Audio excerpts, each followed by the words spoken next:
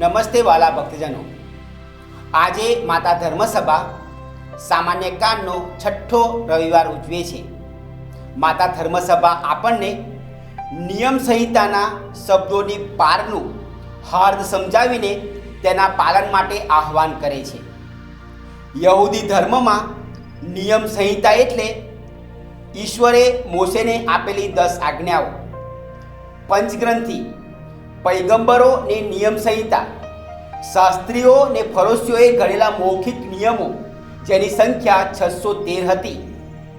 અને ઈસુના સમયમાં આ નિયમોનું પાલન ઈશ્વર મારફતે મળેલી નિયમ સંહિતાના પાલન કરતાં પણ વધારે મહત્વનું ગણવામાં આવતું. ઈસુ આજ્ઞા કે નિયમના શબ્દ નહીં, પણ તેના હાર્દ અને તેની પાછળનો હેતુ કેન્દ્ર સ્થાને રાખીને તેનું અર્થઘટન કરીને એના પાલન માટે આગ્રહ કરે છે.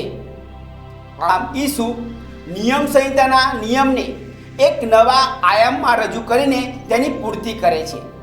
શાસ્ત્રીઓ અને ફરોશીઓ નિયમના શબ્દને પકડી રાખીને જડ નિયમ પાલનના આગ્રહી હતા. ઈસુ વિશ્રામવારના દિવસે સાજાપણું આપીને સમજાવે છે કે વિશ્રામવાર માણસ માટે છે, માણસ વિશ્રામવાર માટે નથી. ફક્ત ખૂન કરવું એ જ પાપ નથી, પણ ગુસ્સો કરવો, ગાળ બોલવી અને તિરસ્કાર કરવો એ પણ પાપ છે. ઈસુ માનવ વ્યવહારમાં સમાધાનને મહત્વ આપે છે. વ્યભિચાર એ તો પાપ છે જ, પણ કોઈ સ્ત્રીને બુરી નજરથી જોવાને ઈસુ વ્યભિચાર જ ગણાવે છે. નિષિદ્ધ લગ્ન સંબંધ સિવાય બીજા કોઈ કારણસર આપેલા છૂટાછેડાને પાપ જાહેર કરે છે. કારણ કે યહૂદીઓમાં ફારગતી લખી આપીને છૂટાછેડા આપી દેવાનું દૂષણ વધી ગયું હતું. એટલું જ નહીં, પણ છૂટાછેડા પામેલ સ્ત્રી સાથેના લગ્નને પણ ઈસુ વ્યભિચાર જ ગણે છે. ઈસુ માનવ બંધુ સાથેના પ્રેમ અને સૌહાર્દભર્યા સંબંધને કેટલું બધું મહત્વ આપે છે એ વાત પરથી સમજાય છે કે માનવ બંધુ સાથે સમાધાન ન હોય તો ઈશ્વરને આપણું અર્પણ કે નૈવેદ્ય પણ સ્વીકાર્ય નથી. આ બાબતમાં આપણે વિશેષ ચિંતન કરીએ કે જો આપણા સગા ભાઈ બહેનો કે સગાવાલા સાથે અબોલા હોય અને આપણે વિવિધ હેતુ માટે ખ્રિસ્ત યજ્ઞ અર્પણ કરાતા હોઈએ તો ઈશ્વરને એ સ્વીકાર્ય બનશે ખરો? આ પ્રકારના પાપ માનવીને એવા કોઠે પડી ગયા છે કે એને પાપ જ ના ગણીને પ્રાર્થના, બાઇબલ વાંચન, ખ્રિસ્ત યજ્ઞમાં નિયમિત હાજરી વગેરે ધર્મનો બાહ્યાચાર ચાલુ જ રાખે છે. ઈસુ તેથી નાનામાં નાની આજ્ઞાના પાલન માટે સ્પષ્ટતા કરે છે. આ જ કારણે ઈસુએ માનવ બંધુ પર પોતાની જાત જેટલો પ્રેમ કરવો તેને બીજી સૌથી મોટી આજ્ઞા ગણાવી છે. આજના પ્રથમ શાસ્ત્રપાઠમાં આપણને એક વિશેષ સંદેશ મળે છે કે આપણી ઈશ્વર સામે કોઈ જ હેસિયત નથી.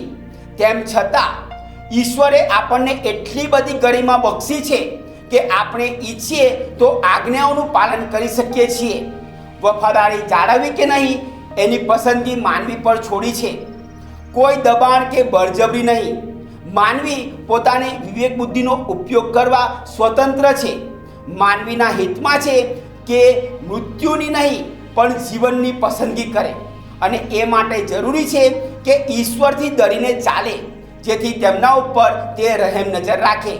બીજા શાસ્ત્રપાઠમાં સંત પાઉલ કોરિન્થના ધર્મસંઘને તેમનામાં પ્રવર્તી હુંસાતુસી ને સ્વાર્થવૃત્તિ સામે પરમેશ્વરના જ્ઞાન એટલે કે રહસ્યમય યોજનાની વાત કરે છે, જે અનાદિકાળથી માનવીની મુક્તિ માટે ઈશ્વરે ઘડી રાખેલી યોજના હતી, પણ સંપૂર્ણ ગુપ્ત હતી.